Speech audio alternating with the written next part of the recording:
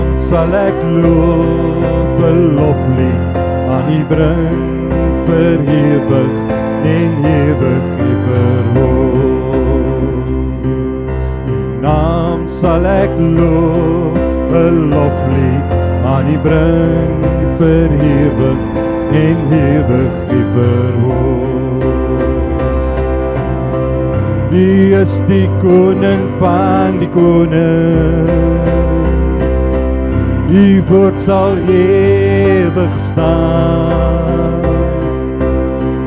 U is my vreugde en my sterkte, Heer, ek sal U loof met heel my hart. U naam sal ek loof, 'n loflied aan U bring, vir ewig en ewig U verhoog. U naam sal ek loof, 'n loflied aan U bring, vir ewig en ewig U verhoog. U is die koning, U is die koning van die konings, U woord sal ewig staan. U is my vreugde en my sterkte, Heer, ek sal U loof met heel my hart. U naam sal ek loof, 'n loflied aan U bring, vir ewig en ewig U verhoog. U naam sal ek loof, 'n loflied aan U bring, vir ewig en ewig U verhoog. U is die koning van die konings, U woord sal ewig staan. U is my vreugde en my sterkte, Heer, ek sal U loof met heel my hart, met heel my hart. U naam sal ek loof, 'n loflied aan U bring, vir ewig en ewig U verhoog. Kom ons gee die lofoffer, Vader, ons loof U naam. Heilig en groot is U, Here. Halleluja. Hy is vanmiddag waardig om ons lof en ons eer te ontvang. Daarom loof ons U, Here. Daarom eer ons U. Halleluja.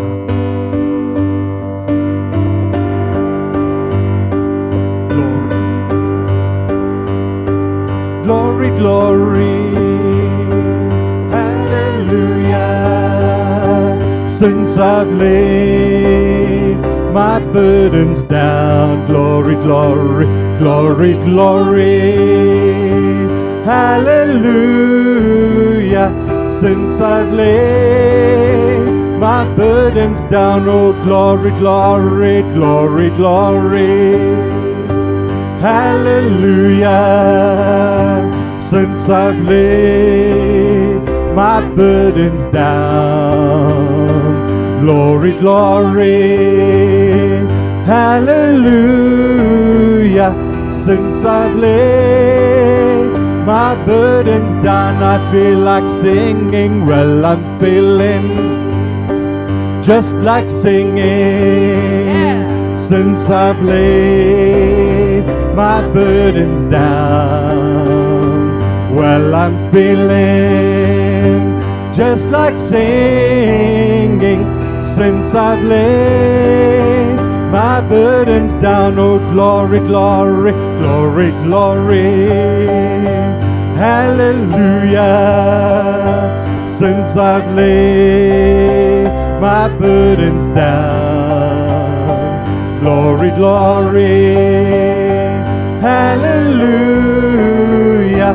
Since I've laid my burdens down, I feel like clapping. Well, I'm feeling just like clapping. Come on, Patos. Since I've laid my burdens down, Lê jou sorge neer vir die Here. well, I'm feeling Woo! Yeah. just like clapping. Since I've laid my burdens down, oh glory, glory, glory, glory, Hallelujah. Since I've laid my burdens down, glory, glory. Hallelujah. Since I've laid my burdens down, I feel like dancing. Well, I'm feeling Oh yeah. just like dancing. Since I've laid my burdens down, well, I'm feeling just like dancing. Since I've laid my burdens down, oh glory, glory, glory, glory. Hallelujah. Since I've laid my burdens down, glory, glory. Hallelujah. Since I've laid my burdens down, I feel like clapping. Well, I'm feeling just like clapping. Since I've laid my burdens down, well, I'm feeling just like clapping. Since I've laid my burdens down, oh glory, glory, glory, glory. Hallelujah. Since I've laid my burdens down, glory, glory. Hallelujah. Since I've laid my burdens down, Satan, the blood of Jesus is against you. Yeah. Satan, the blood of Jesus is against you. Satan, the blood of Jesus is against you. And we'll give God all the praise. Oh, Satan, the blood. Satan, the blood of Jesus is against you. Satan, the blood of Jesus is against you. Satan, the blood of Jesus is against you.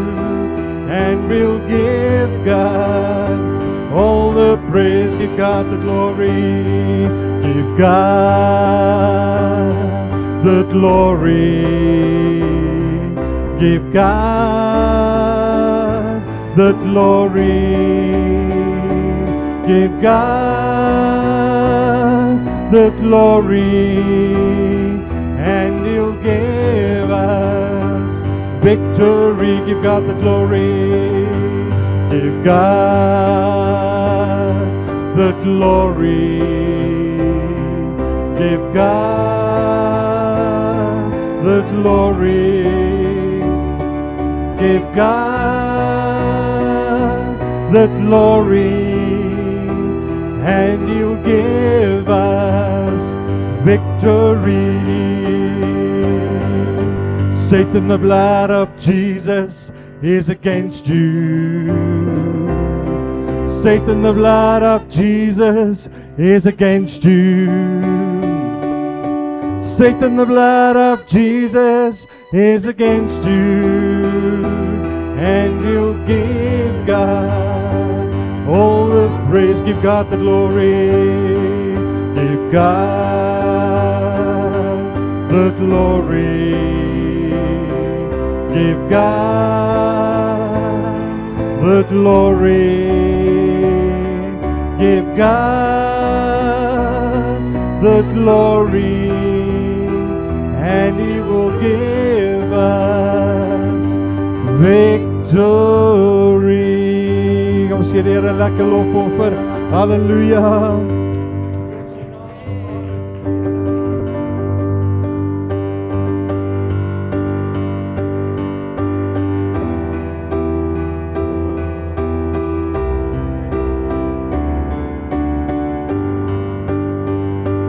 I will give Him glory, I will give Him praises, I will shine His light deep into the night. I will give Him glory, I will give him glory. I will give him praises. Every song I sing, I just want to bring glory to my King. I will give him glory. I will give him praises. I will shine his light deep into the night. I will give him glory. I will give him glory. I will give him praises. Every song I sing, I just want to bring glory to my King. I will give him glory. I will give him praises. I will shine his light deep into the night.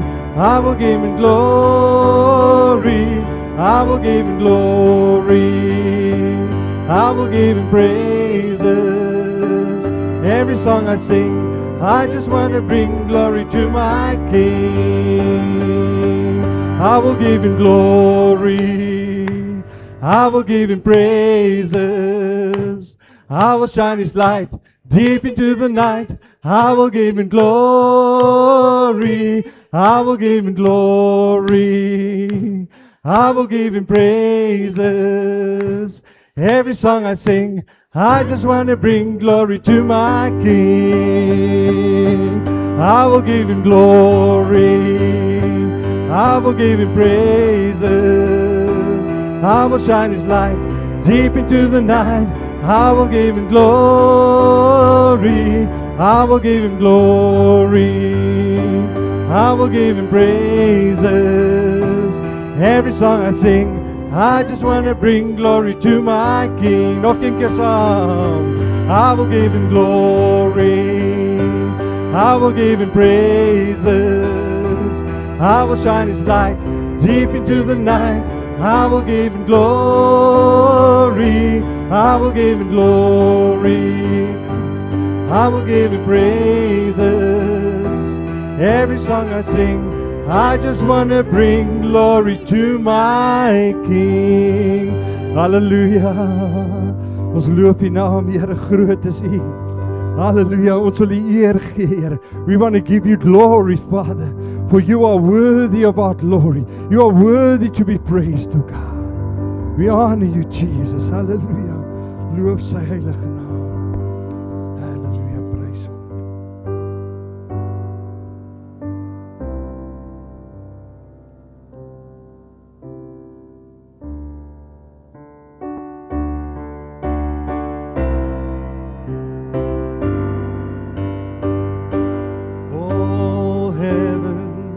Declare the glory of the risen Lord. Who can compare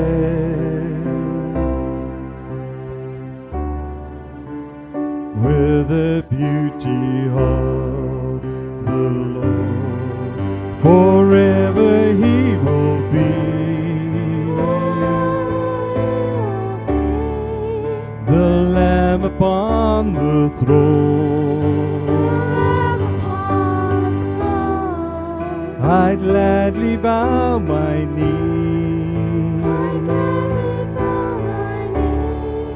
and worship Him alone. Forever He will be the Lamb upon the throne. I gladly bow my knee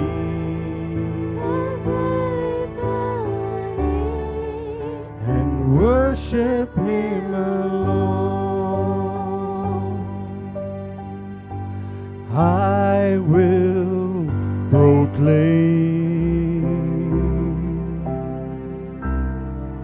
the glory of the risen Lord, who once was slain to reconcile man to God. Forever You will be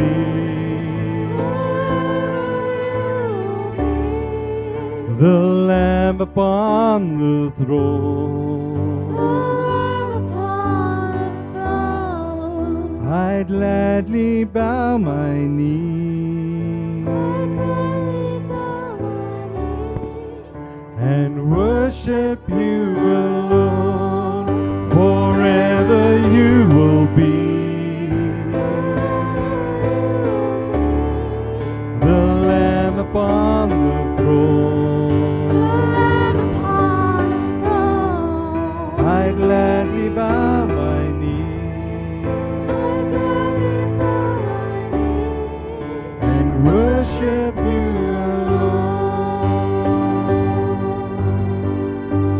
All heavens declare the glory of the risen Lord. Who can compare with the beauty of the Lord? Forever he will be the Lamb upon the throne. I'd gladly bow my knee and worship him alone. Forever he will be the Lamb upon the throne. I'd gladly bow my knee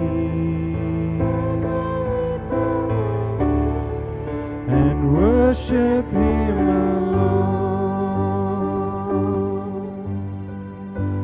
I will proclaim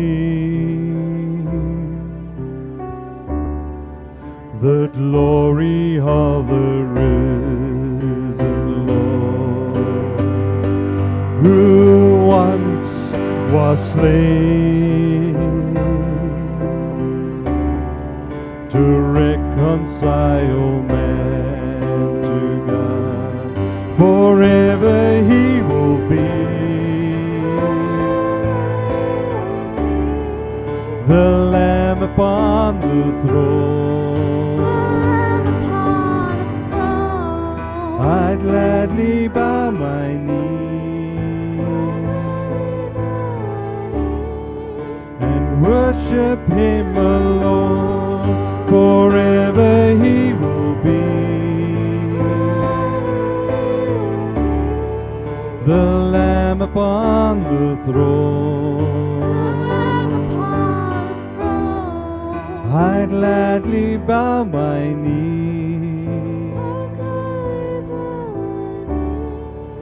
and worship him alone.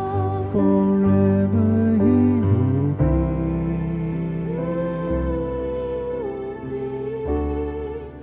the Lamb upon the throne. I'd gladly bow my knee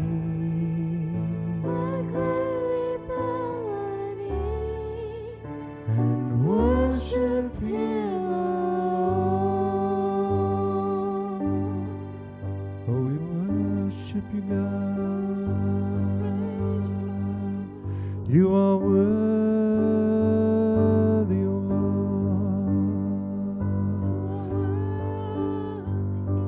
We love you, Jesus. We honor you, God. Holy and mighty are you, Lord. Holy, holy, holy. I honor you, God. I lift you up, exalt your holy name. Great and mighty are you, Lord. We honor you, God.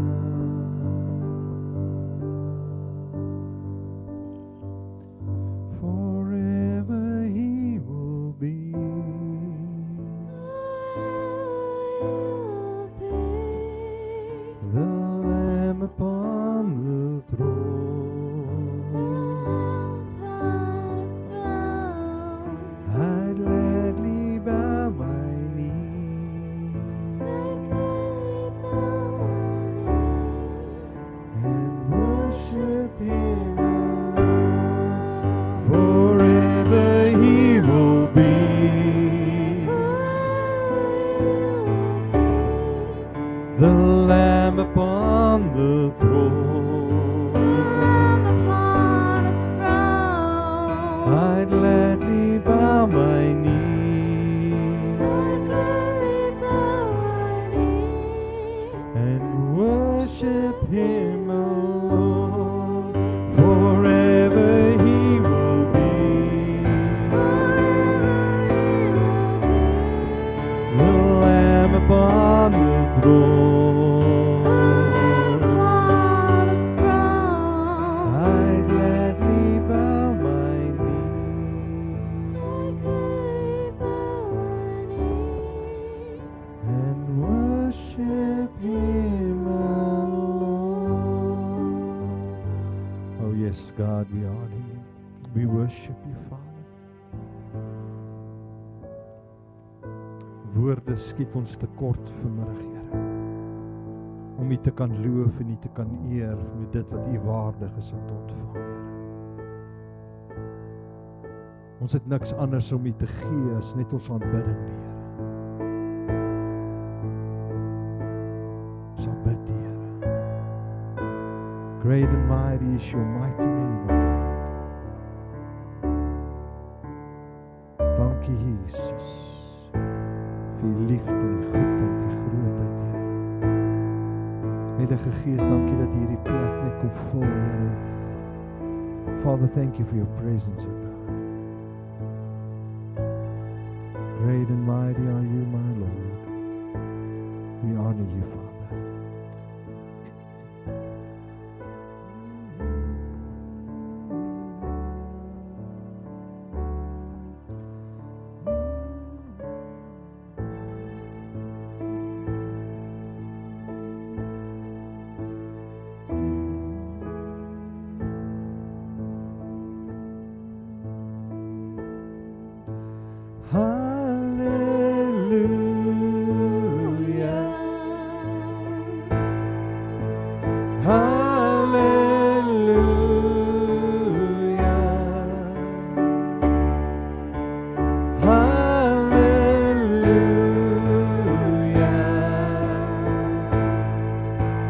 Our God reigns.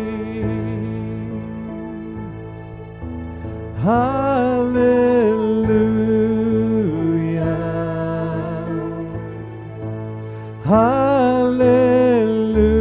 Hallelujah.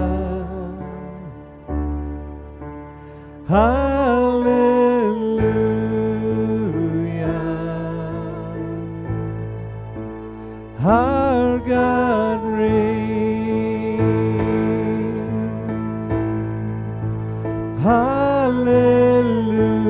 Hallelujah.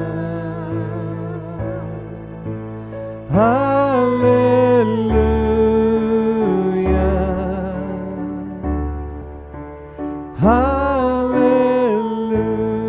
Hallelujah. Our God reigns. You reign, You reign.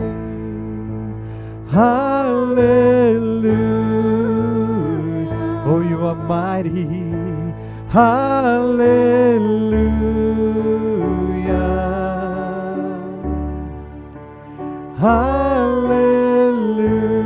Hallelujah. Our God reigns. So we proclaim it, Lord. Hallelujah. Let the heavens declare it. Hallelujah.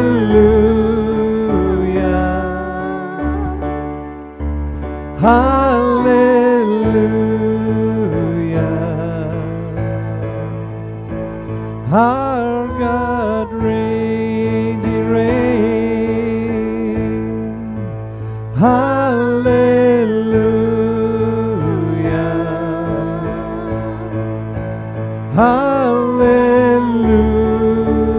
Hallelujah. Hallelujah.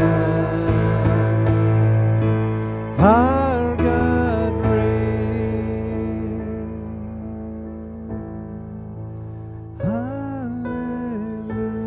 Hallelujah.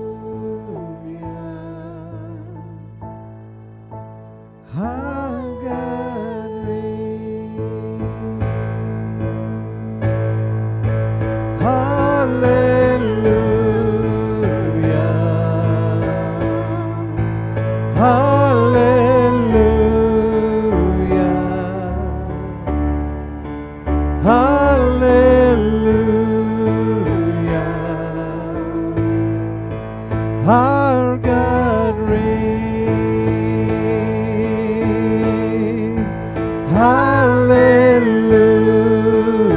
Oh, we lift your name on high. Hallelujah. Oh, we honor you, Lord. Hallelujah.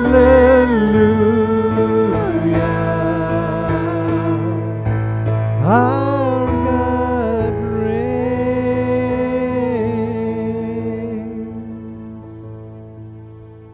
Thank you, Jesus.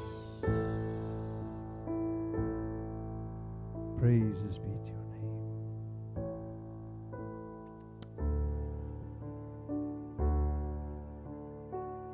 Hallelujah.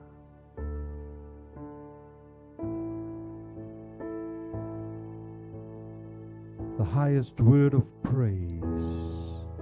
Hallelujah. To the Lamb of God.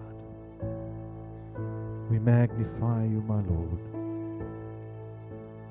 Thank you, Jesus. We honor you. Amen. Dankie, Jesus. Dankie, jy kan die sitplekke neem. Dankie, musiekspan.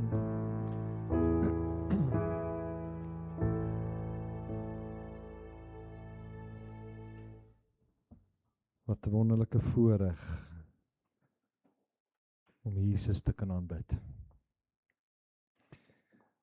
Baie ander is besig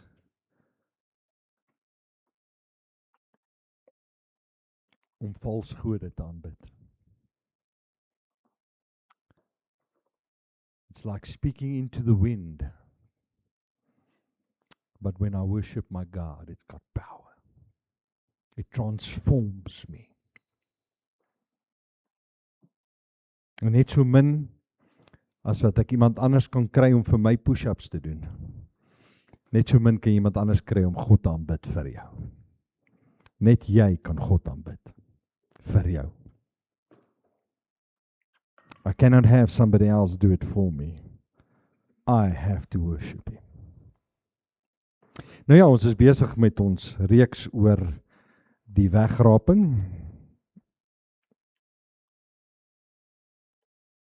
Dit voel ek 'n bietjie nader. Ons is besig met die reeks oor die wegraping en ons gesels oor, oor die kameras. Daar's kameras wat hardloop. Okay, skus onliners, ek is weer terug by die prentjie. Ek sal met die gemeente moet kry om nader te sit. Ek sal die houtstoele agter laat sit en die plastiekstoele voor en dan voel jy hulle gemakliker. Prys hom. Nou ja, ons is besig gewees oor ons reeks met oor die wegraping en ons het dit in die begin die tema gegee van bly jy of gly jy? So met ander woorde, as die wegraping vanaand plaasvind, is jy een van daai wat agterbly, wat in die mees terribelste tyd wat oor hierdie wêreld nog ooit gekom het, erger as die Eerste en die Tweede Wêreldoorlog tesame, sal erger wees as dit. Is jy hier of is jy weg? Of bly jy of gly jy? Ek is bly dat ek kan gly. Okay, so ek is opgewonde dat ek kan gly en ons het 'n bietjie gesels en ek het met julle gepraat oor hoekom, as ek kyk nog in die kamera meneer, hier soos ek hier staan. Maar nee, is ek reg hier. Okay. So ek het bietjie gesels met julle oor hoekom dit 'n pre-tribulation rapture is en dis wat die skrif leer. Ons het baie daarna gekyk en ek gaan net so vinnig recap wat ons na gekyk het. So as jy dit nie gekyk het nie, die vorige video is op en die een wat ek die donderdag aand as 'n inleiding gedoen het is ook op, so gaan kyk gerus daarna. Maak seker jy kyk daarna. Ons het gekyk na jy moet elke dag gereed lewe want Jesus kan ter enige tyd terugkom. Ons gaan vanaand nog al die skrif van dit ook doen. Ons het gekyk na hoekom dink ons is dit die einde van die tye nou? Hoekom beleef ons die laaste dae? Wat gee vir ons daai tekens dat ons daar naby is en dat ons daaraan leef? Onder andere hierdie digital ID wat uitkom. So op die oomblik sê hulle vir jou nee, dit is nie verpligtend nie, is vrywillig. Maar jy kan nie 'n bankrekening oopmaak nie, jy kan nie dit doen, jy kan nie dat doen as jy dit nie het nie, dis wat gaan gebeur. Okay, so jy kan nie deelneem aan society as jy nie conform nie. So ons sien die digitale ID, want dit is wat die wêreld sal gebruik om jou te beheer, alles wat jy doen. Jy gaan nie op die internet kan inlog as jy nie jou ID opsit nie. En allerhande so, dit gaan kom. Digitale geld, meeste mense loop deesdae nie meer met kontant rond nie. Ek hoop jy loop nog 'n bietjie kontant rond, hou dit vas, want een van die dae gaan jy nie meer weet wat dit is om kontant te hê nie. So digitale geld is besig om uit te kom, en natuurlik deur digitale geld kan al alles beheer wat jy doen. Nou, wie van julle het nou al gehoor van carbon credits? Okay, carbon credits, jy gehoor van carbon credits nie, jy na in Amerika, dit is groot daarop daarso. Okay, carbon credits, so dit is nou 'n belasting om nou air aan jou te verkoop, iets wat nie bestaan nie, nee. So wat hulle nou doen is, hulle gaan in elke produk, sodra die digitale geld met digital ID en alles daar is, dan weet hulle presies wat jy koop en wat jy verkoop, etc. En so gaan hulle in elke produk 'n carbon value gee.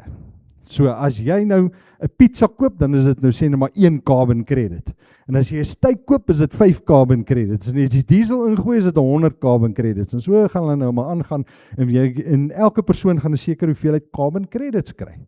So almal kry dieselfde hoeveelheid carbon credits. So as ou Frans daar by die garage aankom en hy wil sy dieselbakkie volmaak, sê hulle vir hom, sorry, jou carbon credits is klaar. Jy's nie baie groen gewees hierdie maand nie. So jou carbon credits is klaar, maar ek het goeie nuus vir jou Frans, jy kan carbon credits koop. So ek verkoop aan jou wat? Niks. Alright, so hy koop carbon credits, nou het hy weer credits. Jy kan ook by mekaar carbon credits koop, soos jy net vis eet en hy like steak en so, sy carbon credits is meer, dan moet hy, dan kan hy by jou bietjie koop en jy nog bietjie oorgaat. En dis hoe hulle jou gaan beheer. En dis hoe die elites nog steeds met hulle jets gaan rondvlieg, want hulle baie geld, so hulle koop net die extra carbon credits wat hulle nodig het. So dit is iets wat ons vir ons wag, of wat vir hierdie wêreld wag. En dan weet ons natuurlik alles wat rondom AI gebeur, en hulle is nou op die punt waar AI homself reprogram, en homself die beter version die heeltyd maak. En dis baie gevaarlike plek om te wees, en dat ons mekaar gesels oor die data centers, en ek het vir julle gesê, raai wat, Hannover en Richmond kry ook data centers.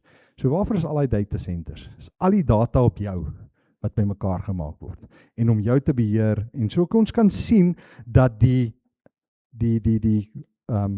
struktuur om die antichris die wêreld te laat beheer is besig om rondom ons digital prison is besig om gebou te word. Daarom weet ons aan die einde, ek het met julle gesels oor die Noahide laws, wat ek nou nie vanaand weer wil doen nie.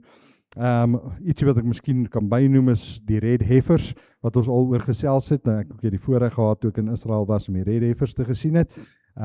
So wat is die red heifers? Het gaan daaroor dat hulle alles wat vir die 3de tempel gebruik moet word, moet deur die as van 'n red heifer gereinig word. Okay, so hulle die red heifers is klaar op die sien, en dan die bou van die 3de tempel, die Temple Institute, hulle druk baie hard, hierdie ouens is nou al in die Joodse regering, of in die Israel regering, hulle druk baie hard vir die herbou van die 3de tempel, wat op die Temple Mount moet wees. Nou, vir klomp jare was het nooit toegelaat vir die Jode om skaars op te gaan. Nevermind, hulle mag nie eers gaan aanbid het op die Temple Mount nie, en nou, in die polisie het hulle gekeer, nou keer hulle nie meer nie. So hulle stroom nou op die Temple Mount om daar te gaan bid. So hulle is baie naby daaraan om hulle 3de tempel te bou, en ek ook gesê, ek dink deel van wat die antichris gaan doen, die vredesverdrag wat hy gaan sign, dis maar net my prediction, so dis kan nie regtig skrif gee daarvoor nie, is dat hy gaan vir hulle sê, hulle kan hulle 3de tempel bou as deel van die peace agreement. So ek sien dat dit op pad is. Waaroor het ons met mekaar verlede gesels? Ons het gesels oor die woord harpazo, so wanneer mense sê die woord wegraping kom in die Bybel voor nie, die opraping is dan die harpazo is die woord, Griekse woord wat beteken om met geweld weg te ruk. So daaroor gesels. Ons het gesels dat daar 'n duidelike verskil is tussen die wegraping en die wederkoms. Die wegraping is wanneer ons Jesus in die lig ontmoet. Die wederkoms is wanneer Jesus met sy voete op die Olyfberg staan. Dis die verskil tussen die wegraping en die wederkoms. Ons het 'n duidelike verskil tussen die twee. En dit moet jy weet, so wanneer jy die woord bestudeer, en dit gaan oor wegraping en wederkoms, dat jy kan bepaal waarvan praat die woord hier, van die wegraping of die wederkoms. Ons het ook gesels dat die wederkoms is imminent, wat beteken jy moet altyd gereed lewe om Christus te ontmoet, want dit kan enige oomblik gebeur. So ons het 'n Christus verwagting en nie 'n antichrist verwagting. Ek verwag nie antichrist om te kom nie, ek verwag my bruidegom om my te kom haal. En ons gaan lekker daaroor gesels vanaand. En dan het ons gepraat oor die teehouer, wat hom teehou, wat hou hom teë? Die Heilige Gees wat deur die kerk opereer. Dis die teehouer, so die kerk moet eers uit die weg uitgeruim word, sodat die antichrist kan regeer. En dis wat die woord vir ons met teehouer gepraat het. Ons bietjie gepraat oor die Griekse woord apostasia, wat ook kan beteken departure. So die groot afval wat moet kom, the great departure, dit kan 'n betekenis wees, maar alhoewel al twee kan die betekenis wees. Okay. Nou goed, kom ons kom met vanaand in Efesiërs 5:27. Gaan vir julle eers in die Afrikaans en dan ook in die Engels lees. Hy sê, sodat hy, dis die hy is Jesus, die gemeente, dis ek en jy, voor hom, dis Jesus, kon stel verheerlik, sonder vlek of rimpel of iets dergeliks, maar dat dit heilig en sonder gebrek sou wees. Dit moet heilig en sonder gebrek wees. In Engels sê hy, that he might present it to himself a glorious church, not having spot or wrinkle or any such thing, but that it should be holy and without blemish. Die dag wanneer die wegraping plaasvind, kry ek en jy 'n verheerlikte liggaam. Vir die eerste keer ooit sal ons perfek wees. We will be without spot, without wrinkle, en ons sal met ons verheerlikte liggame voor Christus staan. En so hierdie skrif sal in vervulling kom met die wegraping vir die wat saamgaan.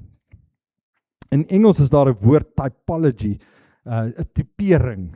Nou die woord is vol typologies. Met ander woorde, dis goed wat in die Ou Testament gebeur het, wat vir ons 'n tipe is van dit wat in die Nuwe Testament gebeur. So a typology is a method of biblical interpretation where a person, an event or an institution of the Old Testament, the type, foreshadows, dit wys na, a greater reality in the New Testament, and that's the antitype. So byvoorbeeld was Abraham wat Isak moes offer, was 'n tipe gewees van Jesus Christus, die Vader wat Jesus Christus gegee het as die offer vir ons. So ons gaan nou vanaand gou kyk na 'n paar tipes wat vasgestel is in die Ou Testament, wat ons daarop wys dat die wegraping pre-tribulation sal wees. Okay. So kom ons kyk na die eerste een. Henog, so as jy jou Bybel saamgebring het, ons gaan nou 'n bietjie in Genesis lekker rondblaai, ons gaan 'n paar voorbeelde in Genesis kyk, gaan my na Genesis 5:21 toe. Genesis 5:21, terwyl ek 'n slukkie water vat, dan kan jy amen sê as jy dit het. Okay, is nie geweet nie, Genesis die eerste boek in die Bybel, hoor. Okay. Vers 21, toe Henog 65 jaar oud was, het hy die vader van Metsulag geword. En Henog het na die geboorte van Metsulag nog 300 jaar met God gewandel, en hy het seuns en dogters gehad. So was dan al die dae van Henog 365 jaar. En Henog het met God gewandel. Sê, Henog het met God gewandel? Henog het met God gewandel, baie belangrik. En hy was daar nie meer nie. So hy het met God gewandel en hy was daar nie meer nie. Hoekom was hy daar nie meer nie? Want God het hom weggeneem. So ons sien dat Henog het 'n heilige wandel gehad met die Here. Die Here het hom gesien as waardig. So waar Hebreërs 11 vers 5, so hou jou vinger maar daar by Genesis, ons gaan nog weer terug gaan so noem, maar Hebreërs 11 vers 5. Vir die van julle wat so toe wil bly. Ek dink julle behoort te weet nou al waar Hebreërs is, want ons het 'n paar weke daar vasgehou. Alright. Deur die geloof, Hebreërs 11:5. Deur die geloof is Henog weggeneem om die dood nie te sien nie. Ek het goeie nuus vir jou. As jy vandag nog lewe, het jy 'n goeie kans om die dood nie te sien nie en met die wegraping weg te wees. Amen, ja, dis 'n goeie plek om amen te sê en sê, Here, count me among that number, that would be fantastic. Ek wil een van daai wees. En hy is nie gevind nie, omdat God hom weggeneem het. Want voor sy wegneming, voor sy wegneming, het hy getuienis ontvang dat hy God behaag het. So wat het gebeur? Henog het God behaag en toe is hy weggeneem. Judas 1 vers 14. Judas 1 vers 14. En Henog, die 7de van Adam af, het ook teen hulle geprofeteer, teen die mense in sy tyd, nê? En gesê, kyk, die Here het gekom met sy heilige 10.000 talle. Waarvan het hy daar gepraat? Die oordeel van God wat sou kom oor hulle. En toe Henog het ook die vloed wat die oordeel was, gemis. So wat sien ons? Heilige wandel, weggeraap, oordeel. OK? Een getuienis. Dis 'n paar getuienisse oor hierdie. Kom ons kyk nou na Noag. Genesis 1 vers 7. Ek het julle gesê, julle moet daar by Genesis aanbly. Genesis 7 vers 1. Daarna het die Here aan Noag gesê, gaan in die ark. Jy en jou hele huisgesind, want jou het ek regverdig bevind. Sê regverdig bevind. Regverdig bevind. Voor sy aangesig in hierdie geslag. In die Engels sê hy, and the Lord said unto Noah, come. So hy het nie, in die Afrikaans sê, gaan die ark in. In die Engels sê dit eintlik beter, the Lord said to Noah, come. So waar was God gewees as hy vir hom sê, come? Hy was binne in die ark. Want hy sê vir hom, come, thou and all thou household into the ark, for thee I have seen righteous before me in the generations. Sien, God was reeds daar. 2 Petrus 2 vers 5. 2 Petrus 2 vers 5. En die ou wêreld nie gespaar het nie, maar Noag, die prediker van geregtigheid. So, hy was die prediker van geregtigheid.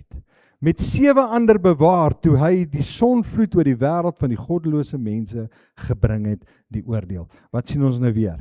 Noag was 'n regverdige man. Wat het toe gebeur? Hy's in die ark, coming to the ark. En toe, wat gebeur? Oordeel. Tweede keer wat ons dit sien. Die tipe. Matteus 24:36 gaan ons aan. Maar van die dag en die uur weet niemand nie. Ook die engele van die hemel en nie, maar net my Vader alleen. Vers 37. En net soos die dae van Noag was, so sal ook die koms van die seun van die mens wees. So wat doen Jesus? Hy koppel die koms van die seun van die mens nou aan Noag. Hoe was dit aan Noag? Hy was regverdig. Kom in die ark in, oordeel. Vers 38, want net soos hulle was in die dae voor die sonvloed, toe hulle geëet en gedrink het, getrou het en 'n huwelik uitgegee het, tot op die dag toe Noag in die ark ingegaan het. So it was business as usual. Nog een van die groot redes hoekom die wegraping nie aan die einde van die 7 jaar tribulation is nie. Because I'm telling you, the 7 jaar tribulation is not going to be business as usual. Hierdie aarde gaan 'n chaos wees, gaan lees net Openbaring.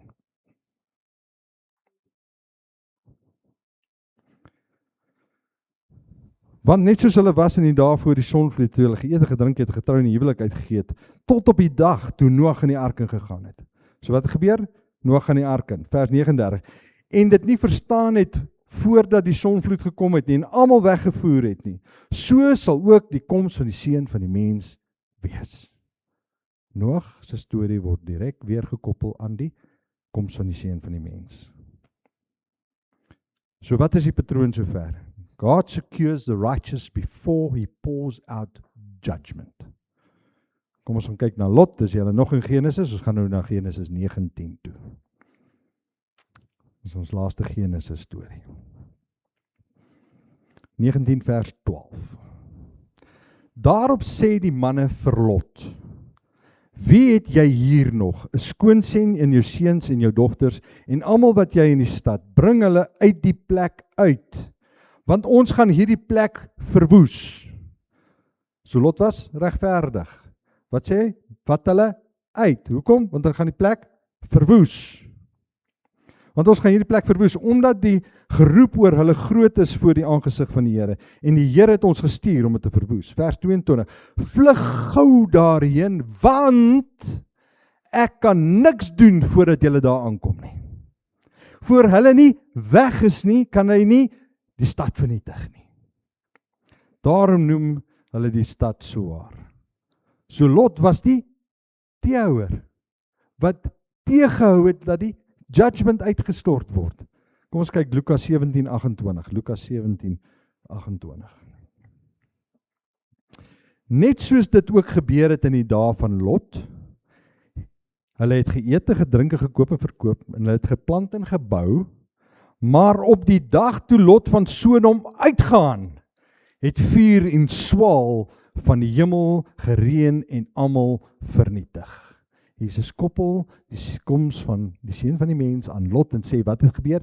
Toe hy uitgegaan het, toe kom die swaal en vernietig. Hy sê, net so sal dit wees in die dag wanneer die seun van die mens geopenbaar word. Hy link dit weer met die terugkoms. Nou, God verander nie sy patroon nie. As dit die patroon is, he's not changing it. It's going to stay the same. 1 Tessalonisense 5 vers 9, want God het ons nie bestem tot toorn nie, maar om die saligheid te verkry deur ons Here Jesus Christus. So ons is nie bestem vir die tribulation nie. Ons is bestem vir hoop en nie vir oordeel nie. Lot is 'n beeld van die teehouer soos die Heilige Gees wat deur die kerk werk. OK, so ons het daai gedeelte klaar gemaak. Nou gaan ek nog met julle die Joodse wedding deel en dan gaan ons na die feeste kyk en hoe elkeen van daai wys op 'n pre-tribulation rapture. Johannes 14 vers 1, laat julle harte nie ontsteld word nie, glo in God, glo ook in my. In die huis van my Vader is daar baie wonings, as dit nie so was nie, sou ek vir julle gesê het, ek gaan om vir julle plek te berei. Onthou hierdie woordjies, want dit sluit in by die Joodse troue. Johannes 14 vers 3, en as ek gegaan het, en vir julle plek berei het, kom ek weer, en sal julle na my toe neem, sodat julle ook kan wees waar ek is. Waar is ons gesê, waar is die Vader? In die hemel. So waar berei hy vir ons plek voor? In die hemel. Waartoe gaan hy ons vat? Hemel toe. Kom ons kyk hoe die ancient Joodse troue dan begin het. Dit begin met 'n verloving wat 'n betrothal genoem word. Hierdie betrothal was deur die bruidegom geïnisieer. Gewoonlik gebeur dit dat die bruidegom alleen of die bruidegom en sy pa baie keer na die bruid se pa toe gegaan het en gesê het, ek wil met jou dogter trou, en hulle het onderhandel oor 'n bruidsprys. Jy sien dit reg deur die skrif. Beste voorbeeld daarvan is seker Jakob, wat 7 jaar moes werk vir Lea en toe nog 7 jaar vir Rachel. Die families kom ooreen oor 'n bruidsprys. Wat het Jesus aan die kruis gedoen? Hy het die prys betaal vir my en vir jou. Nou, sodra hulle ooreengekom het oor die bruidsprys, sou hulle saam 'n glas wyn drink. Die bruidegom sou 'n glas wyn saam met die bruid drink, en dan hy sou nie weer van hierdie wyn drink, en hy sou ook nie mekaar nie weer sien, tot op die dag wat hy haar kom haal. Want die bruidegom sou dan vertrek en teruggaan na sy vader se huis. Die glas wyn was 'n teken van 'n verbond tussen hulle. Dit was so goed soos sy was klaar getroud. Matteus 26:28, sodra daai gultjie ook saam met hom daai glas gedrink het, dan was dit teken van die verbond. En dan het hy gesê, ek gaan nie weer van hierdie glas drink, totdat ons dit weer sal drink by my vader se huis nie, wanneer ek jou kom haal het nie. Matteus 26:27, toe neem hy die beker, en nadat hy gedank het, gee dit aan hulle en sê, drink almal daaruit, want dit is my bloed, die bloed van die Nuwe Testament, met die ander woorde, die nuwe verbond, wat vir baie uitgestot word tot vergifnis van sondes. Maar ek sê vir julle, ek sal van nou af nooit meer van hierdie vrug van die wynstok drink nie, tot op daardie dag, wanneer ek met julle nuut sal drink in die koninkryk van my Vader. Jy sien, toe Jesus dit gepraat het met sy disippels, soos wat ek en jy boerewors en braaivleis ken, want ons is Afrikaners. So die Jode, die customs geken waarvan hy hier gepraat het. En hy het presies verstaan, hy is besig met huwelikstaal. Paulus skryf oor die wat hy na die Here toe gelei, die volgende ding in 2 Korintiërs 11 vers 2. Hy sê, for I am jealous for you with a godly jealousy, for I have betrothed you to one husband, that I may present you as a chastised virgin to Christ. Dis hoe die kerk vir Christus gegee moet word. Die kerk is die bruid, betrothed, promised, aan een verbind, Jesus Christus. Ek en jy. Ons is die bruid. Nou wat het hierdie bruidegom gedoen, nadat hy vertrek het weg van sy toekomstige bruid af? Hy het 'n kamer gaan bou, gewoonlik langs sy vader se huis. Nou dit sou hom gewoonlik so 'n jaar neem, maar dit was 'n onbepaalde tyd. Dit was nie bekend wanneer hy sou terugkom nie. Klink dit nie bekend nie. Matteus 24:44, hy sê, daarom moet julle ook gereed wees, want die seun van die mens kom op 'n uur dat jy dit nie verwag nie. Pas op, laat dit jou nie onkant vang nie. So het die bruid haar werk gehad. Die bruidegom se werk was om terug te gaan en hierdie kamer te gaan bou het en regtig gekry het. En die bruid se werk was om haarself voor te berei. Sy moes gereed wees ten alle tye. Sy moes 'n trourok maak, sy moes alles pak. Sy moes haar strooimeisies kies. Kom ons kyk wat sê Openbaring 19 vir ons. Openbaring 19 vers 7, hy sê, laat ons bly wees en ons verheug en aan hom die heerlikheid gee, want die bruilof van die lam het gekom, sy vrou het haar gereed gemaak. En aan haar is gegee om bekleed te wees met rein en blink fyn linne, want die fyn linne is die regverdige dade van die Heilige Gees. So wat doen ons nou, ek en jy? Deur godvrugtig te lewe, heilige lewens te lei, berei ons onsself voor vir die terugkoms van ons bruidegom. Ons bly getrou aan hom. Ons pleeg nie egbreek met die wêreld nie. Nou ja, so sou die tyd aanbreek en hierdie bruidegom se pa sou na die kamer gekyk het en vir hom gesê het, die kamer lyk vir my reg. Jy kan gaan en jou bruid gaan haal. So toe Jesus gesê het, nie die Vader alleen weet, het hy huwelikstaal gepraat. Want dis hoe dit gewerk het. Die pa van die bruidegom sou gesê het, dis gereed, jy kan jou bruid gaan haal.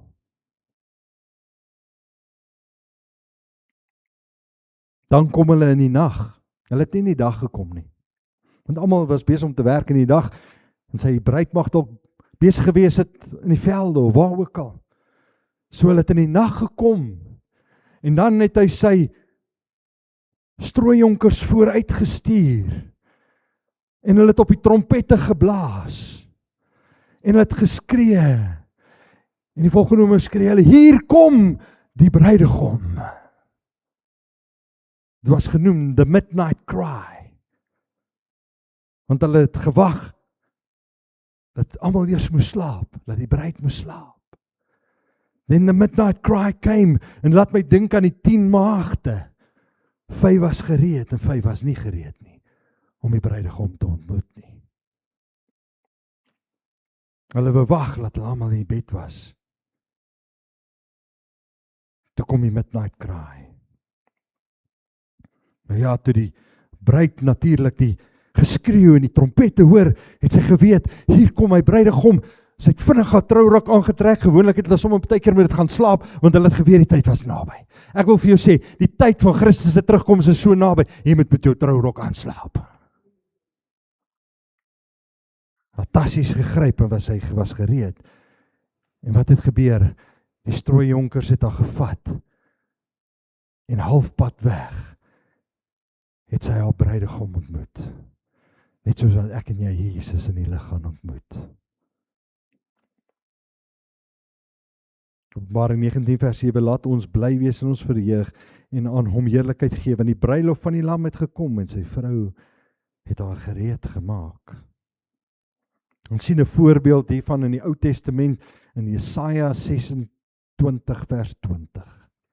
Hy sê, kom my volk, gaan in jou binnekamers in, want wat het nou gebeur? Sy het na die bruidegom se plek toe gegaan, na die kamer toe, en hulle het hulle self daar gaan toesluit. Raai vir hoe lank? 7 dae. Hoe lank is tribulation? 7 jaar. Kom my volk, gaan in jou binnekamers en sluit jou deur agter jou toe. Verberg jou vir 'n klein oomblik totdat die grimmigheid verbygaan. Want kyk, die Here sal jou uit die plek uitgaan om die ongeregtigheid van die bewoners van die aarde oor hulle te besoek. En die aarde sal die bloed openbaar maak wat deur hom gedrink is en die wat op hom gedood is, nie langer toedek nie. So terwyl God sy grimmigheid uitstort op die aarde, word ons veilig bewaar. Waar? Die plek wat hy vir ons voorberei het. Hierdie kan natuurlik ook verwys, want daar's 'n remnant van die Jode in daardie tyd wat die Here veilig gaan uitvat en veilig gaan hou in daardie tyd. So dit kan daarna ook verwys, maar ek glo dit verwys na wanneer die Here ons wegneem. 1 Tessalonisense 4 vers 16 tot 17, wanneer ons saam met hom in die lig ontmoet. So ons het nou gekyk na die tipes, ons kyk na die Joodse huwelik, en nou gaan ons kyk na die feeste. Kolossense 2:16, hy sê, laat niemand julle dan oordeel in spys of in drank met betrekking tot 'n fees of 'n nuwe maan of 'n Sabbat nie. So, dis nie waaroor ek wil preek vanaand nie, ek gaan toe want ek wil preek, maar asseblief laat niemand vir jou sê jy moet die Sabbat hou nie. Of sekere goed mag jy nie eet nie, of jy moet die fees hou nie. Want hy sê, Paulus sê, laat niemand julle oordeel in spys of in drank of met betrekking tot fees of 'n nuwe maan of Sabbat nie. Vers 17, wat 'n skaduwee is van toekomstige dinge. So wat sê hy vir jou? Die fees is 'n skaduwee van toekomstige dinge, dis die feeste. Ja, ek gaan vir julle so vinnig wegspring met so 'n parallelle prentjie uit die Ou Testament uit. Eksodus 19:19. Toe die geluid van die bassein sterker word. Nou hierdie bassein was definitief nie deur 'n mens geblaas nie. Dit was of deur 'n engel of deur die Here self geblaas, maar toe die geluid van die bassein sterker word, het Moses gespreek en God het hom telkens hardop geantwoord. Terwyl die Here op die berg Sinaï neergedaal het, op die top van die berg, het die Here Moses na die top van die berg geroep. En Moses het opgeklim. Daar so 'n weight daar sien ek, en druk hom sommer daar voor die deur. Baie dankie. So terwyl die Here op die berg Sinaï neergedaal het, op die top van die berg, het die Here Moses na die top van die berg geroep, en Moses het opgeklim, en die engel sê hy, he called Moses up, and Moses went up. So sien jy die voorbeeld van 'n trompet wat harder word, God daal neer, en wat doen Moses? God roep hom op, en hy kom op. Nog 'n voorbeeld. 1 Tessalonisense 4:16 klink dieselfde. For the Lord himself shall descend from heaven with a shout, with the voice of an archangel, with the trump of God, and the dead in Christ shall raise first. Then we which are alive and remain shall be caught up, harpatsu, met geweld weggeruk, up together with them in the clouds, to meet the Lord where? In the air. And so shall we ever be with the Lord. Levitikus 23 vers 2. Spreek met die kinders van Israel, dis in Levitikus 23 is waar die feeste uitgelees vir ons. Spreek met die kinders van Israel en sê vir hulle die feestydde van die Here. Wie se feestydde is dit?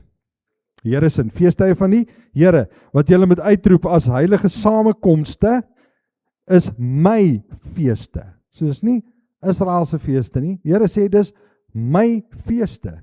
Vers 4. Dit is die feestydde van die Here en die heilige 4 dae wat julle moet uitroep op hulle bepaalde tyd. Bitter belangrik. Dit was nie hou dit wanneer jy lus het nie. Daar was 'n bepaalde tyd vir elkeen van die feeste gegee gewees waarop hulle dit moes hou. Nou die eerste 4 wat hulle noem die spring feast, nou die spring in die noordelike halfrond natuurlik, was Passover. So sê Passover, ek gaan vir julle in Engels gee, hoor. Passover, unleavened bread. Unleavened bread, kom, unleavened bread, julle moet hier goed onthou. First fruits, Pentecost. Okay, so wat is die eerste 4? Passover, unleavened bread, first fruits en Pentecost. En dan is daar die 3 fall feasts, soos hulle dit noem, wat nog moet kom. Die eerste 4 was vervul, ek gaan julle dit nou wys, die volgende 3 moet vervul word, en dit is trumpets, atonement en tabernacles. Trumpets, atonement, tabernacles. Die volgorde is bitter belangrik. Ons gaan nou sien hoekom. Jy sien, histories was daar altyd 'n doel vir elkeen van hierdie feeste gewees. Maar die Bybel is eintlik baie unclear oor wat is die purpose van die fees van trompette. Kom ons begin by die eerste een. Passover. Dit bring die tyd van die uittog van Egipte in herinnering en lammers word geslag om geoffer te word by die tempel. Wat het gebeur in Passover? Jesus vervul dit en hy word, terwyl hy daar lammers slag, word Jesus gekruisig vir my en vir jou en hy vervuls Passover on the day. Toe is dit unleavened bread, net die volgende dag. Hoekom het hulle unleavened bread, wat was deel van die fees? Hulle het nie tyd gehad om die suurdeeg in die brood te sit nie, want hulle moes onmiddellik trek na Passover uit Egipte uit. Dit praat van sanctification and separation from sin, want leaven word altyd vereenselwig met sonde. So jy moet die leaven uit jou lewe uit kry. Sanctification and separation from sin. Jesus was in die graf gewees tydens hierdie fees van unleavened bread, sondeloos en sonder verderf. Hy het weer eens die fees vervul.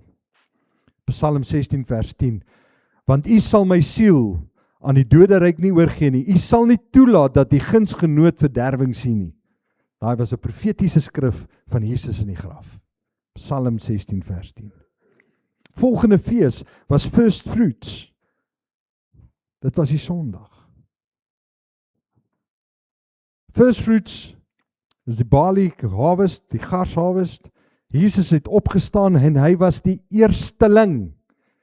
Kyk na Levitikus 23:10, die B-gedeelte. Hy sê, as julle in die land kom wat ek julle gee, en die opbrengsoes, moet julle die eerstelingsgerf van julle oes na die priester bring. En hy moet die gerf voor die aangesig van die Here beweeg. So hulle moes daai oggend vroeg opstaan, hulle moes die eerste van die oes gevat het, die eerste gerf, en hulle moes dit voor die Here gewaai het, die priester. 1 Korintiërs 15 vers 20. Maar nou, Christus is opgewek uit die dode. Hy het die eersteling geword wat ontslaap het. Hy was the first fruits. Ek en jy daarna gekom, maar hy is die eerste een wat opgestaan het. En hy vervul first fruits op die dag. 4:1 Pentecost was die wheat harvest. Wyd word dit vandag aanvaar ook dat die wet gegee was op Sinai op die dag van Pentecost. Levitikus 23:17. Julle moet uit julle woonplekke 2 beweegbrode bring. 2 brode. Nou is dit nie meer net 'n gerf nie. 2 brode bring. 2. Dit moet, en dan sê hy hoe dit moet wees, soveel dit nou te lees nie. So wat het hierdie 2 brode uitgebeeld? Die Jode en die nie-Jode.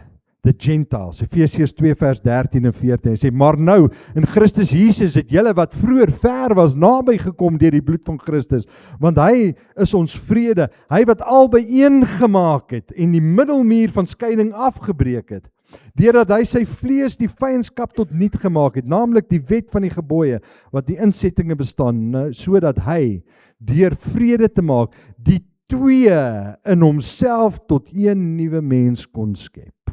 En so word die evangelie op Pentecost gebore. Die kerk-era is gebore. En die Gentiles kan nou ook tot bekering kom, as ek dit so kan stel. So die uitstorting van die Heilige Gees het gebeur op Pentecost. Dit was die geboorte van die kerk-era. Jesus het die spring feasts op die dag in orde vervul. Toe nou is daar 'n gap. Want nou moet nou nog 3 feeste vervul word. Bitter interessant.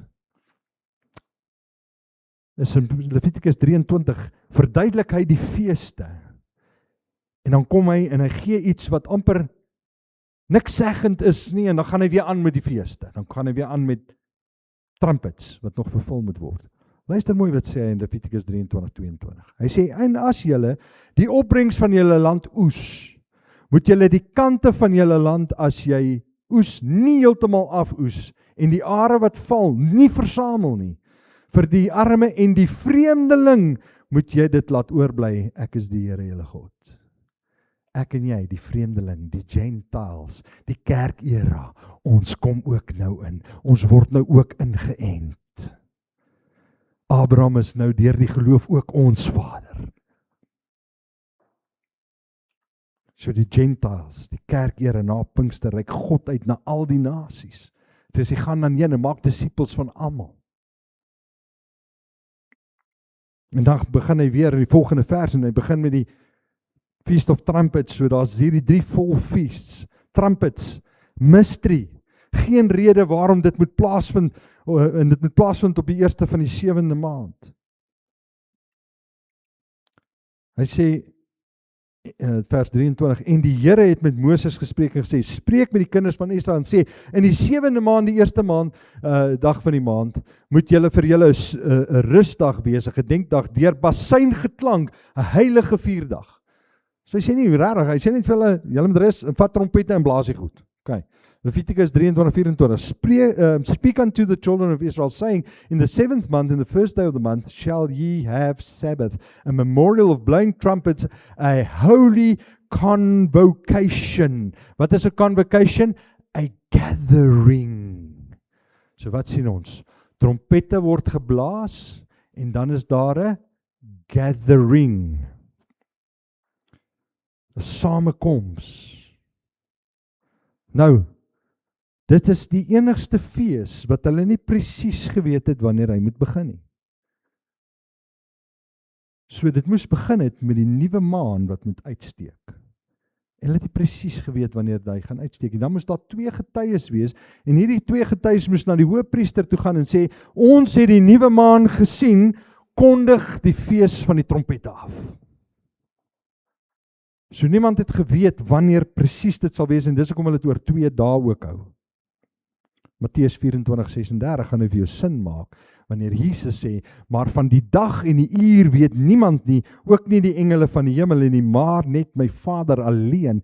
Toe hy dit vir hulle gesê het, hulle ken die feeste, hulle ken die custom, hulle het geweet, hierdie fees is waarna Jesus verwys, as hy gesê, niemand ken die dag en die uur nie, want dis die een fees wat hulle sê, niemand ken die dag en die uur, wanneer die fees begin nie.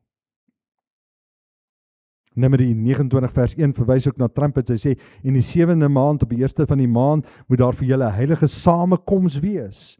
Geen beroepswerk mag gedoen word nie, dit moet vir julle 'n dag van trompetgeklank wees. Nou die Hebreëse term vir daai laaste trompet, hulle blaas omtrent 100, of hulle blaas 100 trompetklanke op dit, die Joodse naam vir daai laaste trompet is Tekiah Gedolah. Tekiah Gedolah, wat beteken the great blast. In die Hebreëse tradisie beteken daai great blast the arrival of the king. Nou kom ons kyk na 1 Tessalonisense 4:16. Want die Here self sal van die hemel neerdal met 'n geroep, met die stem van 'n aartsengel, met die geklank van 'n basyn van God. En die wat in Christus gesterf het, sal eers opstaan. Daarna sal ons wat in die lewe oorbly, saam met hulle in die wolke weggevoer word, die Here tegemoet in die lig. En so sal ons altyd by die Here wees. Kyk, ek deel julle verborgenheid mee in 1 Korintiërs 15:51, sê Paulus. Kyk, ek deel julle verborgenheid mee. Met ander woorde, dit was gecover gewees, niemand het van dit geweet nie, dit was nie bekend nie. Dit was nie in die Ou Testament bekend gemaak nie. Ons sal wel nie almal slaap nie, maar ons sal almal verander in 'n oomblik, in 'n oogwink. Wanneer? By die laaste basyn.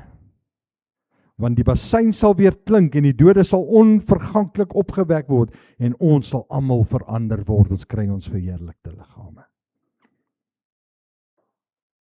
Openbaring 4 vers 1, Openbaring 1, 2 en 3 sien ons hoe Christus met die kerk praat. Openbaring 4 vers 1, na al hierdie dinge, watter dinge? Die kerk era. Het ek gekyk, na al hierdie dinge het ek gesien, kyk, 'n geopende deur in die hemel, en die eerste stem wat ek soos 'n bassein met my hoor spreek het gesê, kom op hierheen, en ek sê jou toon wat na hierdie dinge moet gebeur, na hierdie dinge, na die kerkera, en dan sien ons van hoofstuk 6 af die uitstorting van God se oordeele op die aarde. Sê ek dat die wegraping op trompette gaan plaasvind? Ek dink daar is 'n moontlikheid, maar ook nie. Want die Here het gesê, niemand ken die dag of die uur nie. So het dit oopgelos. So alhoewel hy elke ander fees vervul het op die dag en datum, het hy gesê, niemand ken die dag en die uur nie. Daarom moet ons nie, ek dink ons moet, dit kan heel moontlik op die fees van trompette gebeur. Maar the rapture is imminent and can happen at any moment, want die Here het ook oopgelos om te sê, niemand ken die dag en die uur nie.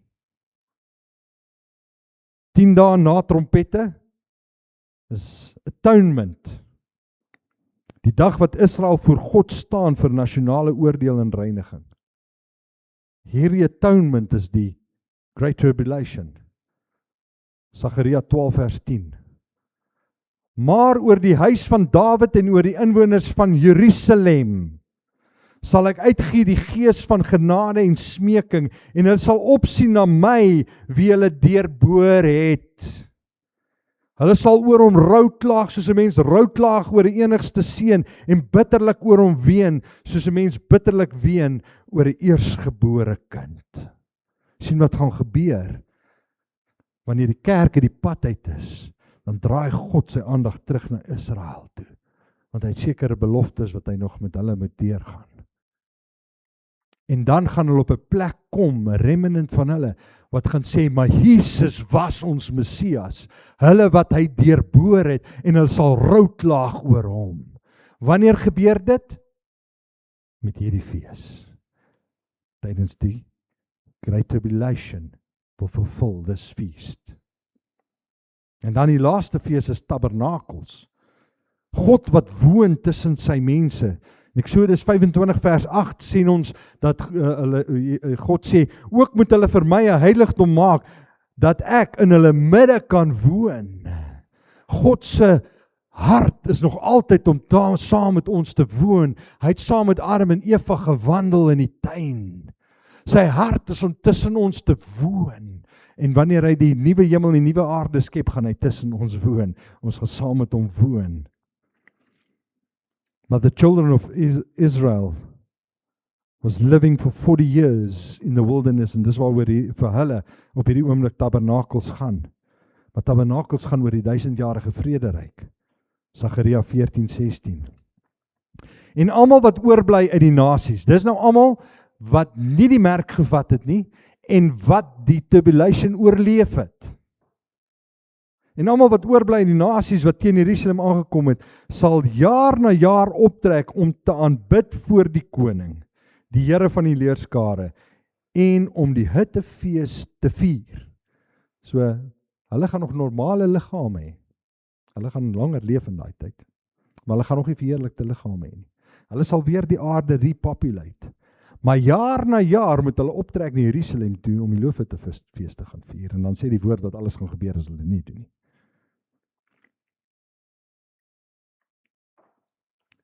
Daar's 'n orde aan die feeste. God verander nie sy orde nie. Jy sien, ons kon nie first fruits vier voor Passover nie. Want Jesus moes eers sterf voor hy kon opstaan. En eers na dit kon ons Pentekost vier. Daar's 'n orde aan dit. God verander nie die orde nie. So ons kan nie trumpets vier na atonement nie. Trumpets kom voor atonement. En daarom kan jy weet dat die rapture is voor die Great Tribulation. Want as eers die rapture, dan is dit die tyd wat Israel weer sal uitroep na Christus toe, atonement, en dan is dit die 1000-jarige vrederyk. Hittefees. So wat het ons alles gecover in die laaste 2 sessies? Ons het gepraat oor hoekom ons dink ons leef in die eindtyd, Daar's 'n klomp redes meer as hierdie, maar hierdie goed wat besig om te gebeur rondom digital ID, geld, AI, data centers, nou uitlos, die red heifers, die bou van die derde tempel, wys alles vir ons dat die anti-kris is gereed om tot voorskyn te kom en die wêreld te regeer. Ons het met mekaar gesels oor die betekenis van die woord harpazo, om met geweld weg te ruk. Ons het gesels dat die koms van Christus imminent is. Sal dit nie wonderlik wees as dit vanaand is nie. Prys die Here. Maar, as dit nie is nie, then you must find us busy with our Father's work. We will occupy till he comes. Maar, ons moet heeltyd gereed lewe om hom te ontmoet. Prys die Here. Maar, nou ja, lekker as dit vanaand is. Okay. Ons het gesels oor die theower, ons het gesels oor die Griekse woord apostasia. Vanaand het ons bietjie gekyk na typologies. Wat is die patroon van God? God secures the righteous before he pours out judgment. Ons het gekyk na die Joodse troue en ons het gekyk na die feeste. Al daardie goed en nog ander dui net op een ding: a pre-tribulation rapture of the church. Ons is nie bestem tot oordeel nie. Ons is bestem tot hoop. Ek het nie 'n anti-kris verwagting nie. Ek sê, Maranatha, kom Jesus, kom. Kom Jesus, kom neem die bruid weg. Ek is gereed om te gaan na hierdie plek wat hy vir ons voorberei het. En dan kom ons saam met hom terug, na 7 jaar. To rule and reign with Christ. Ek wonder wat een van julle gaan Richmond kry om te oversee. Nikkel. Prys die Here. My vraag vir jou vanaand is jy gereed om jou bruidegom te ontmoet? Vir jou wat online kyk. Is jy gereed om jou bruidegom te ontmoet? Moenie met God se genade speel nie. 150,000 mense op average sterf elke dag. Van hulle het vanoggend wakker geword, gedink ek gaan huis toe, maar lê vanaand in 'n lijkshuis. So al kom die wegraping nie vanaand nie, jou wegraping gebeur dalk. Is jy gereed om jou verlosser te ontmoet? Daar is niks beter as om Jesus te dien nie. Niks wat hierdie wêreld jou kan offer is beter as wat Jesus jou kan offer nie. Niks. Hy gee vanaand die opportunity en sê kom na my toe en ek sal jou rus gee. Hy sê kom dan dat ek en jy die saak uitmaak. Het jy 'n saak om met God uit te maak vanaand? Wil jy kom en voor hom kom buig en sê, Here, ek het U nodig nie, Here. I need you, Lord, to be my Savior. I need you to wash me in the blood, that I will be whiter than the snow. Cleanse me, O God, and I will make you Lord of my life and serve you the rest of my days. Die Here dien elke dag van jou lewe, gereed om hom te ontmoet. Die verskriklikste woorde wat ek dink 'n mens sal ooit kan hoor, is wanneer hy vir jou sê, gaan weg, ek het jou nooit geken nie. My vraag is, ken Jesus jou vanaand? Het jy 'n verhouding met hom? Mag dit eerder wees dat jy 'n verhouding met hom het, and that you made him Lord of your life, and that you live in obedience to him, sodat hy sal sê, well done my good and faithful servant. Gaan in die rus van jou Heer in. Dankie Jesus. Dankie Jesus. Dankie Heilige Gees. Heer, ek bid nou vir elkeen hier en vir elkeen wat online kyk. En Paulus sê, ondersoek jouself en kyk of jy op die pad is. En jy vanaand jou eie hart ondersoek en sê, Here, kom deur die Gees en kom loop deur my hartskamers en I want to know, Lord, am I in right standing with you?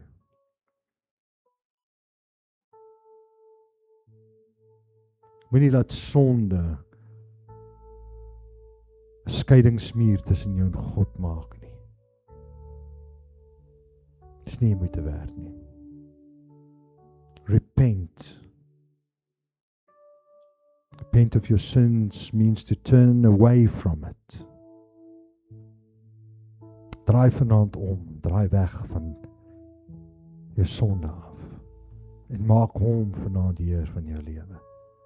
Your life will never be the same again because He will give you His peace. Nie soos die wêreld dit gee nie, want die wêreld het niks om jou te offer nie. In 'n heartbeat is ons lewens verby op die aarde in comparison to eternity. Die hel is te warm en die ewigheid is te lank to get this wrong.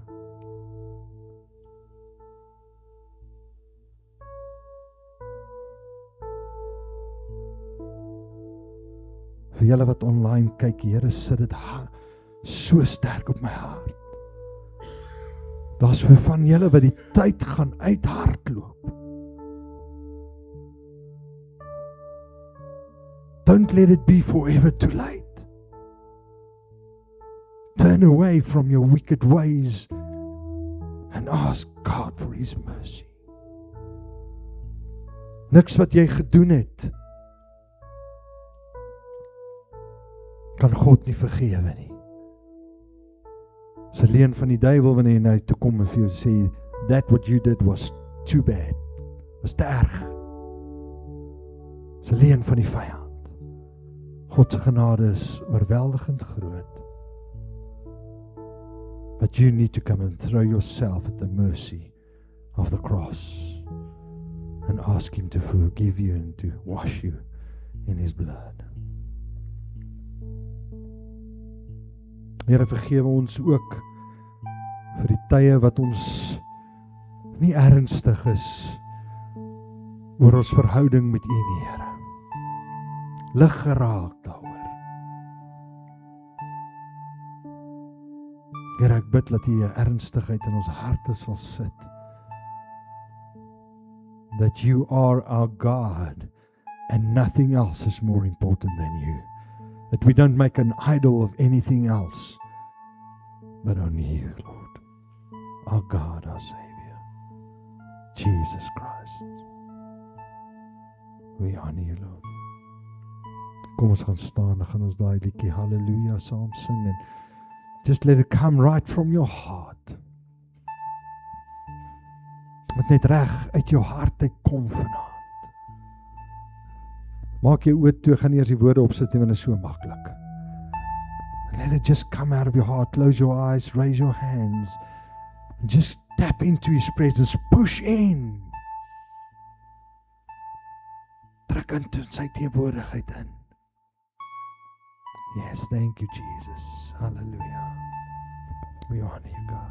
Hallelujah.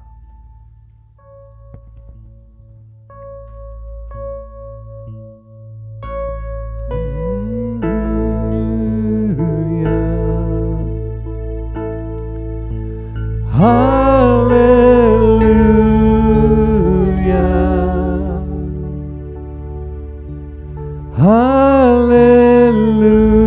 Hallelujah. Our God reigns. Hallelujah.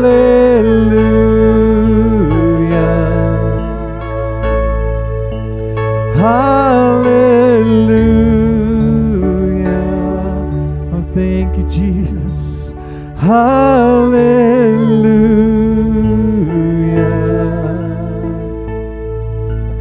Our God reigns. Hallelujah.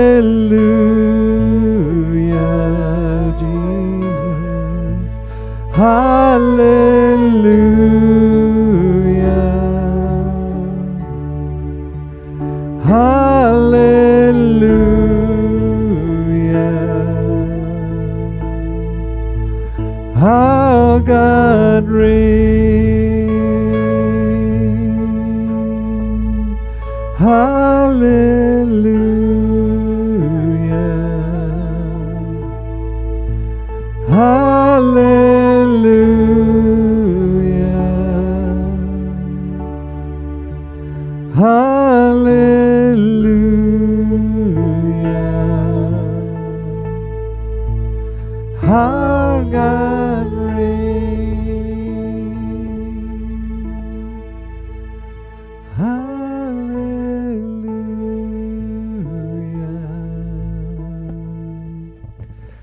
God reigns.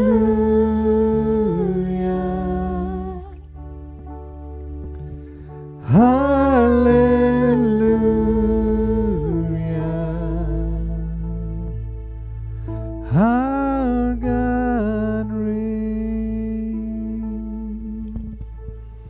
Bly net in hierdie oomblik van aanbidding.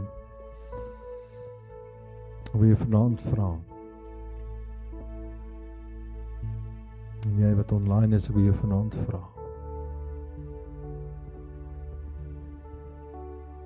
As die wegraping vanaand plaasvind, gaan jy saam? Is jy gereed om saam te gaan? Of as jy vanaand sterf, waar gaan jy wees? Waar gaan jy die ewigheid spandeer? Die hel is 'n verskriklike plek. 'n Plek van hopeloosheid wat vir ewig en vir ewig aangaan. God sê vanaand, jy hoef nie soontoe te gaan nie. Ek staan gereed om jou te ontvang as my kind. Do not go there.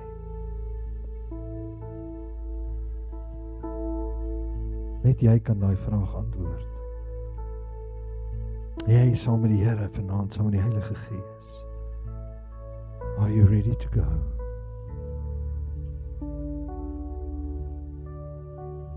En ek wil jou vanaand aanraai voor jy hierdie gebou verlaat of hierdie diens eindig. Die Here sê ek staan by die deur en ek klop. As jy die deur sal oopmaak, sal ek saam met jou 'n maaltyd hou.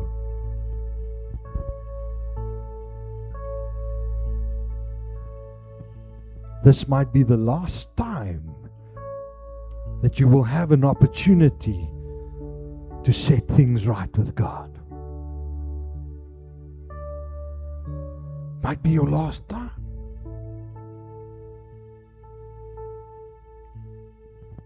Moenie weggaan sonder om jou saak met die Here reg te maak nie. Die tyd het uitgeloop.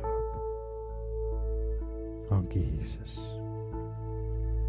Vader, ek dank U vir elkeen wat in hierdie gebou staan vanaand, Here, en elkeen wat online gekyk het en ook agterna sal kyk, Here. Ek bid dat die Heilige Gees wat oortuig van sonde, geregtigheid en oordeel met elke hart sal praat om gereed te maak vir die bruidegom wat kom.